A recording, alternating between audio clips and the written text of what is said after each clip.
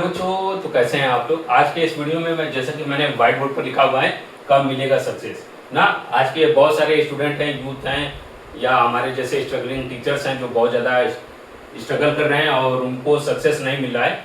Success ना मिलने की वजह से वो बहुत ज़्यादा डिप्रेस हैं।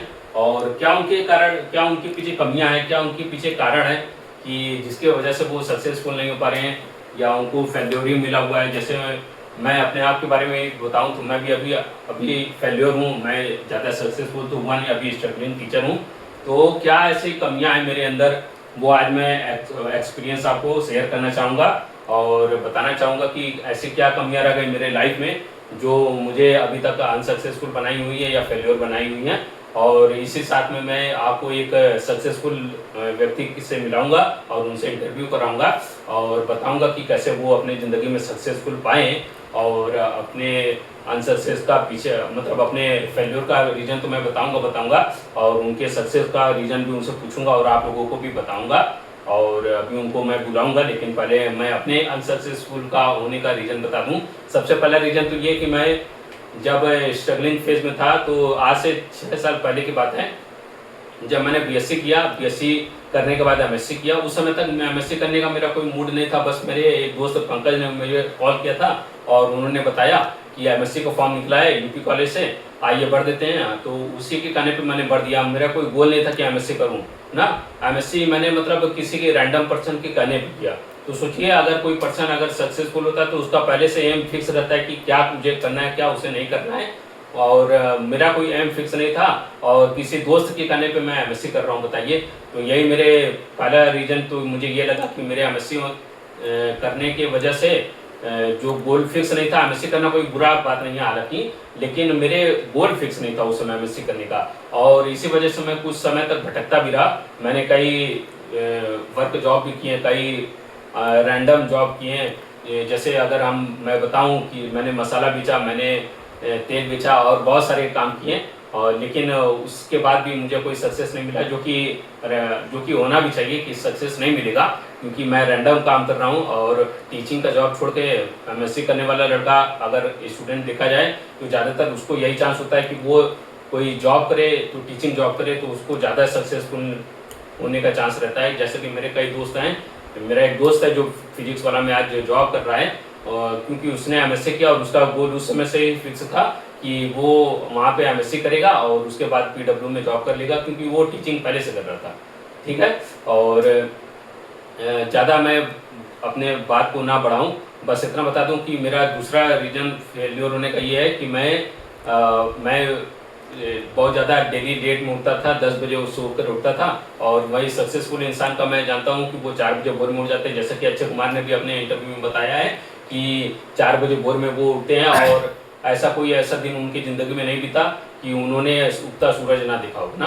तो कुछ यही 2-3 रीज़न थे। और भी कुछ रीज़न है, जैसे लेट में सोना और सुबह देर से उठना, ये सब रीज़न हो गए। पढ़ाई से डिस्ट्रैक्टेड रहना, किसी एक चीज़ पर फोकस ना होना, ये सब हमारे सक्सेसफुल ना बन पाने के यही सारे रीज़न है।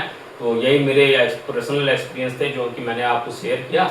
और मैं अभी आपको एक सक्सेसफुल पर्सन से मिलाना चाहूँगा, जो सक्सेसफुल पर्सन है, अपनी ज़िंदगी में बहुत ज़्यादा सक्सेस उन्होंने अचीव किया है और वो एक इंजीनियर हैं। आइए उनको मिलाते हैं। आइए, आज के वो हमारे गेस्ट हैं, आते हैं। वो थोड़ा देर में आएंगे, आ गए हैं। ये देखिए, ये हमारे सक्सेसफुल पर्सन है और ये मेरे बहुत बचपन के दोस्त हैं, जो कि उन्होंने सक्सेस बहुत ज़्यादा अचीव किया है। और ये इन्हें अपने इस इंटरव्यू में ये अपना बताएंगे कि इनके सक्सेस के पीछे क्या रीज़न है और क्या इन्होंने गलतियाँ नहीं की जो मैंने गलती की है, जिसकी वजह से मैं आज ना कामयाब हूँ और ये कामयाब है। तो दर्शकों को सबसे पहले अपना इंट्रोडक्शन दें। तो ठीक है। देखिए दोस्तों, सज्जनों, अस्सलाम वालेकुम, नमस्कार। मैं इंजीनियर अमान अली खान। जैसा कि हमारे मित्र ने कहा कि मैंने सक्सेस नहीं हासिल किया, मेरे जुनून ने सक्सेस हासिल किया, मेरी हार्ड वर्क ने सक्सेस हासिल किया। बट ये कि अगर आप इस फेस पे आप चल रहे हो, जुनून और सक्सेसफुल और हार्ड वर्क, ये आपका माइंड में चल रहा है, तो समझ जाओ एक तरीके से समझ जाओ कि नहीं तो नहीं, कल परसों तो आपको इन द केस सक्सेस मिलना ही मिलना है। ठीक है। तो मैं आपके सामने चंद पॉइंट रखना चाहूँगा कि क्या क्या पॉइंट आपको फॉलो करना है। ठीक है। अब जैसे मैं बात कर लूँ कि अगर मान ली आप ऐसा स्कूल में जा रहे हो, ठीक है, मान लो आप किसी टेंथ में पढ़ रहे हो एंड 12th में किसी और स्कूल में जा रहे हो, तो आपका जाने का मेन मोटिव ये होना चाहिए कि वहाँ पर मैं कितने अच्छे लोगों से दोस्ती कर सकता हूँ। ऐसा क्लास के जो टॉपर बच्चे हैं उसको आप देखो, मैं उनका दोस्त बन जाऊँ, ठीक है। अब ऐसा नहीं कि आप स्कूल गए, कॉलेज गए, तो आपकी नज़र में ये है कि नहीं कॉलेज की सबसे अच्छी लड़की उसको मैं सेट करूँगा, ये सब कुछ नहीं। क्लास में देखो कौन टॉपर है, वो बंदा टॉपर इसलिए उसने मेहनत किया है, ठीक है। तो ये पॉइंट है कि आप सबसे पहले आप ऐसे लोग को पकड़ो जो बंदा ऑलरेडी सक्सेसफुल है या बंदा टॉपर है, ठीक है, आप उसके पास जाओ, उससे दोस्ती करो, ये आपका हो गया फर्स्ट चॉइस, ठीक है। एंड सेकंड चॉइस ये है कि अगर मान लिया अगर आपके कॉलेज के थ्रू ये निकल गया कि 25 मार्च को एग्जाम होने वाला है, ठीक है, अब आप क्या सोचोगे, अभी 4 महीना है, मैं आराम से पढ़ूंगा, ठीक है, ये मत सोचो। अगर मान लो अगर आज से 6 महीने बाद 25 मार्च आ रहा है तो आप आज से लग जाओ, ठीक है, क्योंकि आपके सामने काफ़ी सब्जेक्ट हैं, काफ़ी बुक्स हैं, काफ़ी सिलेबस है, ठीक है। ये आपका होगा सेकंड पॉइंट। और थर्ड पॉइंट ये है कि आप कंटिन्यूटी रखिए।